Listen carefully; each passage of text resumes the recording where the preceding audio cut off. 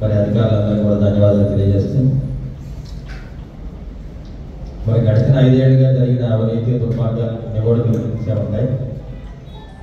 దీనివల్లే ప్రజలందరూ కూడా ఎన్నో ఇబ్బందులు పడ్డారు. ఆ ప్రభుత్వం వల్ల అధికారులకు కూడా చెడ్డ పేరు రావడం జరిగింది. దీన్ని కూడా మనం సరిదిద్దుకోవాల్సిన పరిస్థితి.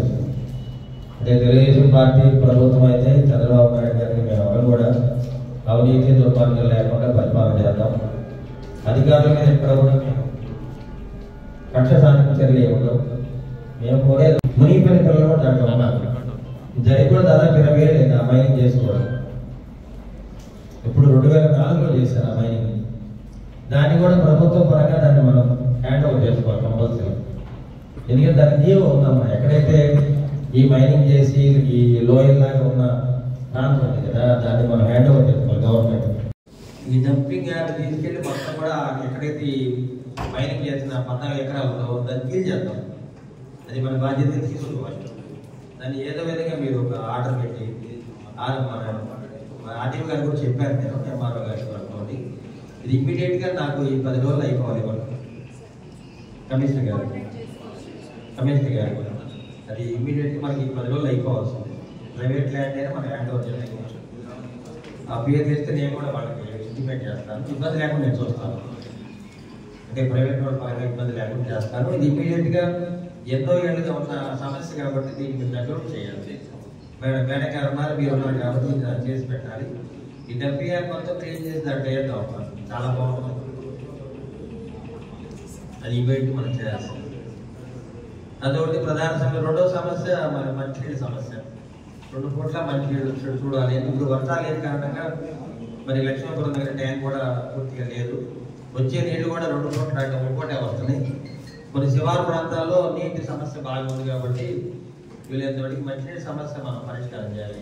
కమిషనర్ గారు మరి మన కమిషనర్ గారు మరి మున్సిపల్ చైర్మన్ గారు ఉన్నారు కాబట్టి సమస్యలు అయితే వారికి బాగా తెలుసు. అందుకని వారిని కూడా పిలిపించడం జరిగింది. అదేవిధంగా మాజీ మున్సిపల్ కమిషనర్స్ కూడా కౌన్సిలర్స్ కూడా చాలా మంది ఉన్నారు. వారికి కూడా సమస్యలు తెలుసు. తప్పనిసరిగా ఈ మంచినీటి సమస్య పరిష్కరిద్దామని